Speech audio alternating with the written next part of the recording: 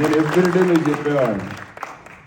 First డేస్లో బిగినింగ్లో మీరంతా కూడా ఉద్యోగాలు చేస్తూ ఉంటే అప్పుడంతా కూడా పెద్ద ఉద్యోగాలు లేవు, మీరు గుర్తుపెట్టుకోవాలి. అప్పుడంతా కూడా జాబ్ వర్క్. అమెరికాలో డాక్టర్లు డే టైం పనిచేస్తారు, ఆ స్క్రిప్ట్లంతా ఇండియాకి పంపిస్తారు, అవన్నీ టైప్ చేసి మళ్ళీ అప్డేట్ చేస్తే మార్నింగ్ డాక్టర్ వస్తానే అది చూసుకొని నెక్స్ట్ ముందుకు పోతాడు. అది బిగినింగ్లో మనం చేసింది. కొన్నిసార్లు ఆ పనులు కూడా మన వాళ్ళకు ఆ ప్రొనౌన్సియేషన్ తెలియకుండా ఇబ్బంది పడితే లండన్ నుంచి ఇంగ్లీష్ లెక్చరర్ని తీసుకొచ్చి మీకు అప్పట్లోనే ట్రైనింగ్ ఇప్పిస్తా.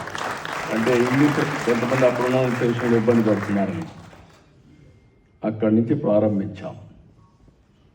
నేను ఎవ్రీడే చెప్పేవాడిని, మీరు ఉద్యోగం చేయడం కాదు, మీరు ఉద్యోగాలు ఇచ్చే స్థాయికి ఎదగాలి, జాబ్ సీకర్ కాదు జాబ్ ప్రొవైడర్గా తయారు కావాలని ఎప్పుడు చెప్పాను. అంటే ఆంటర్‌ప్రెన్యూర్స్ కావాలి.